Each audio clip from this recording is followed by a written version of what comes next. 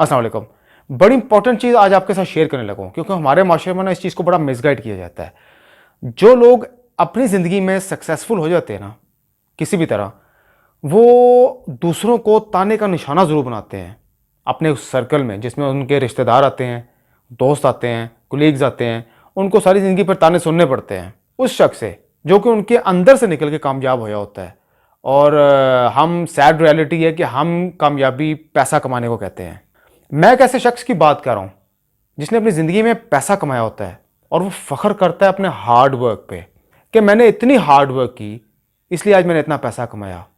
मैंने इतनी hard work की इसलिए आज मैं स्टेज पर हूँ। और दूसरों को लेक्चर दे दे के मार देता है कि तुम लोगों की सही स्ट्रैटेजी तुम लोगों ने नहीं लगाई, तुम लोगों ने सही हार्ड वर्क नहीं की, तुम लोगों ने चीज़ को सही तरह स्टडी नहीं किया, इसलिए आज तुम लोग नाकाम हो। ये नाकामी के ताने वो दूसरों को देता है। ऐसा शख्स जो दूसरों को नाकामी और कामयाबी के लेक्चर देता है, अगर उसकी किस्मत ना चल रही होती तो उसका हार्ड वर्क भी किसी काम का नहीं होता। जिनको वो ताने और लेक्चर कामयाबी के दे रहे हैं ना और नाकामी के दे रहा है, हो सकता है वो उनसे ज़्यादा हार्ड वर्क करते हो लेकिन उनकी किस्मत उनका साथ नहीं दे रही हो। इसकी मिसाल मैं आपको ऐसे देता हूँ कि दो शख्स ने दो दुकानें खोली हुई हैं, बिल्कुल shop to shop, wall to wall. उन दोनों में एक ही प्रोडक्ट पड़ा हुआ है, एक ही कपड़े पड़े हुए हैं, एक ही जूते पड़े हुए हैं और उनका डिज़ाइन भी एक जैसा है।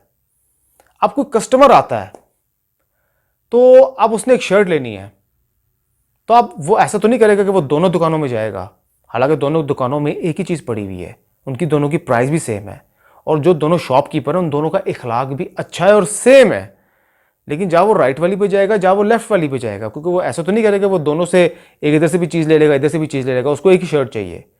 तो जिसकी किस्मत में पैसा लिखा होता है ना, वो अल्लाह की तरफ से कस्टमर उस जगह पर खींचा चला जाता है।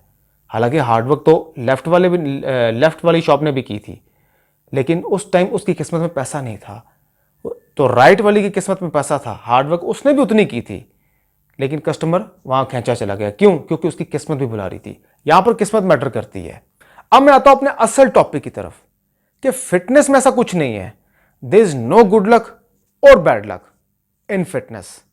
ये फिटनेस का मामला सारे के सारा आपके हार्ड वर्क पर है।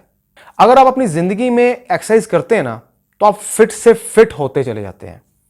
और अगर आप अपनी ज़िंदगी में एक्सरसाइज नहीं करते, अच्छी डाइट नहीं रखते, तो आप एक जगह पर रुके नहीं रहते, आप डाउन से डाउन होते चले जाते हैं। जैसे जैसे आपकी एज बढ़ रही होती है ना, आपकी बॉडी के टिश्यूज़ और हड्डियां नरम हो रहे होते हैं और टिश्यूज़ टूट रहे होते हैं। आपने कभी नोट किया होगा, जब हमारे घर में बुज़ुर्ग होते हैं 80-90 साल के, आप उनके कभी बाजू को हाथ लगाएं, आपको एक टिश्यू फील होगा। लेकिन आज आप मेरे बाजू को हाथ लगाएं, आपको एक लक्कड़, एक हार्ड चीज़ फील होगी।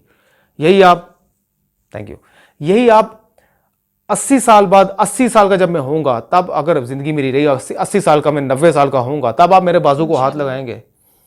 ओके, जब मैं 80 साल का होऊंगा तब अगर आप मेरे बाजू को हाथ लगाएंगे ना, तो आपको एक टिश्यू फील होगी, आपको एक नरम चीज़ फील होगी। लेकिन आज आपको एक लकड़ फील होगी। इसकी वजह क्या है? क्योंकि मैं रेगुलर एक्सरसाइज करता हूँ। और जो लोग रेगुलर एक्सरसाइज नहीं करते, वो जल्दी अपनी बॉडी को टिश्यू बना रहे हैं, जिसकी वजह से आपका जिस्म नरम होता जाता है। और एक्सरसाइज ही एक वाही चीज़ है जो कि आपकी बॉडी को देर तक सलामत रखती है। अगर आप ये देखना चाहते हैं कि शादी के बाद वज़न क्यों बढ़ता है, तो इस वीडियो को क्लिक करें। और अगर आप ये देखना चाहते हैं कि ब्लैक मैजिक के सिम्टम्स क्या हैं, तो इस वीडियो को क्लिक करें।